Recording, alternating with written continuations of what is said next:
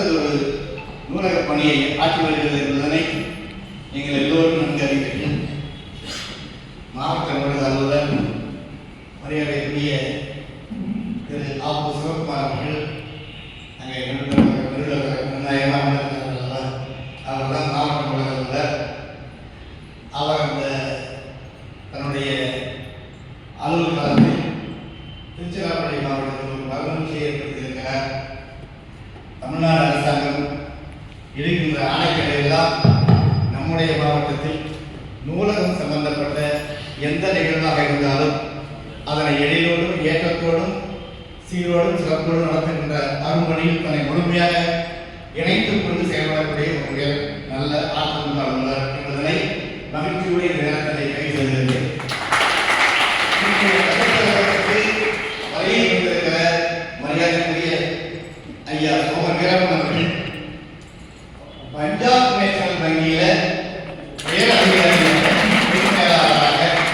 பல்லாண்டு காலம் பணிபுரிந்து பணிக்காலத்திலேயே குரல் மேல் கொண்ட காலால் குரல் சம்பந்தப்பட்ட பல்வேறு நூல்களை எழுதி ஆனால் அச்சிட்டது அவர் பணி நிறைவுக்கு பின்னர் குரல் இனிது என்று நூலை வெளியிட்டிருக்கிறார்.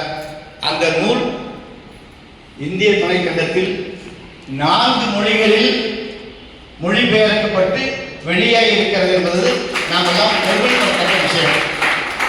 அந்த பெருமகர் நம் ஊரை சார்ந்தவர் என்பது அதில் ஒரு நமக்கு கூடுதலான பெருமை. எந்த நாடு மொழினா தமிழ் தவிர ஆங்கிலம், இந்தி, பஞ்சாபி, ஏற்கனவே பஞ்சாபி மொழியில் கூட மொழிபெயர்த்து பாருங்க. தமிழ் திருக்குறள் அந்த பஞ்சாபி மொழியிலையும் மொழிபெயர்க்கப்பட்ட திருக்குறளை எழுதிய பெருமைக்குரியவர் இன்றைய கருத்தரசர் ஐயா சோம வீரப்பன் அவர்கள். இந்திய முழுவதும் எங்கெங்க தமிழ் ஆளுங்கள் இருக்கிறதோ அங்கெல்லாம் குரலை ஒலிக்கக்கூடிய நாவுக்கு சொந்தக்காரர் சென்னா புலவர். திருவள்ளுவரை சென்னா புலவர் சொல்லுவோம். அந்த சென்னா புலவருடைய முப்பால் திருக்குறளுக்கு முதல் பேரே முப்பால் தான். அந்த முப்பாலை கடலுக்கு அப்பால் உள்ள நாடுகளிலும் கூட சென்று பரப்பிய பெருமைக்குரிய பெருமகன் இன்றைய தினம் கருத்தாளராக மாவட்ட மைய நூலகத்துக்கு வரைய கொண்டிருக்கிறார்.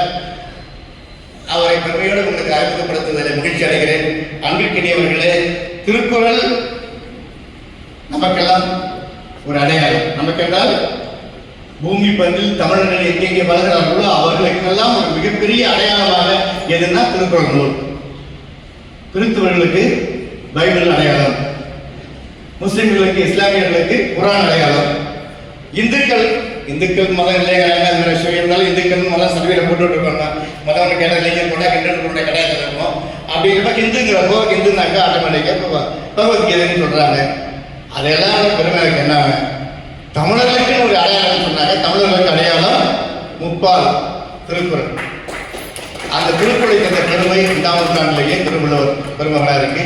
எல்லா பொருளும் இதன்பால் இதன்பால் இல்லாதது ஒன்றுமில்லை என்று சொல்லத்தக்கவர்கள் அணுவை துளை தேல் கடலை புரட்டு குறுக்கு தந்த குரல் வாடி சொல்வார்.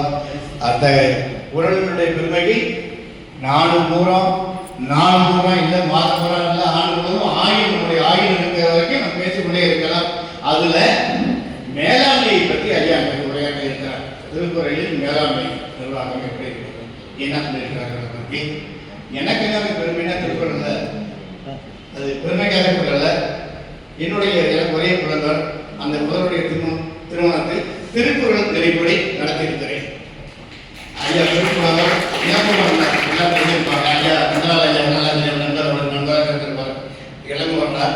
அவர் தான் நடத்தி வைத்தார் திருச்சிராப்பள்ளியில். என்னுடைய பேத்திகள் 3 பேத்திகள் வரிசையா அடுத்தடுத்து அவருடைய பெயர் திருக்குறள் இருக்கு இல்லையா, புலன் இனிது யாழ் இனிது. ஐயா இருக்கா புலன் இனிது பேர் இருக்கார். என்னுடைய பெரிய பேத்திக்கு பேர் யாழிசை, யாழி இனிது யாழிசை. 2வது பேருக்கு புலனிசை, 3வது பேருக்கு நறுமுகை.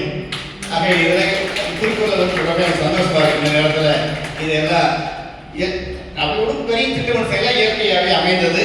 அதனுடைய வாய்ப்பு என்னது அந்த அப்படிலாம் பெயர் கொடுக்கிற ஒரு மகிழ்ச்சி.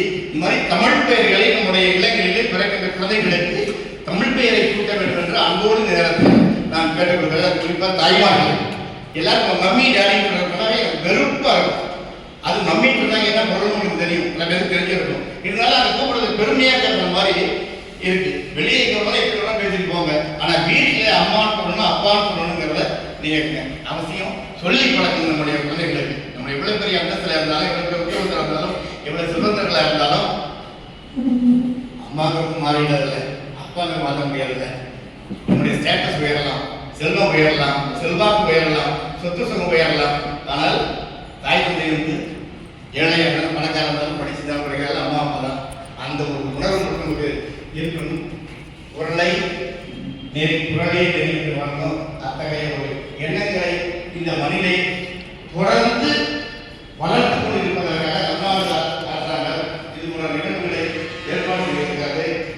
அந்த நிகழ்வுக்கு வந்திருக்கிற ஐயா சோமவீரன் அவர்களுக்கு மீண்டும் உங்கள் சார்பில் அன்னோட வணக்கங்களை தெரிவித்துக்கிறேன். ஐயா பக்கத்தில் நமக்கு தெரிஞ்சிருக்கவங்களுக்கு தெரியுது யாருக்கு ஐயா சோமவீரன் தெரிஞ்ச கை வந்து தெரியலையா ஐயா ஒண்ணு விசேஷம் நீ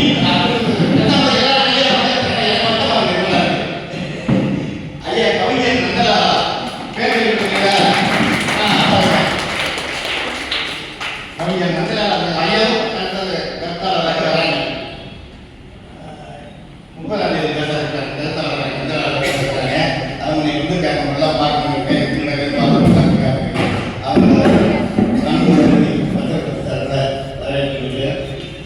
இந்த நோக்க உரையினை மாவட்ட மூலகர்கள் அவர்கள் வந்து இப்பொழுது செய்யிருக்கிறாங்க. அதற்கு நிமித்தம் மாவட்ட மூலகர்களை அன்போடு அழைக்கிறேன். அது பக்கத்தில் வாசகர்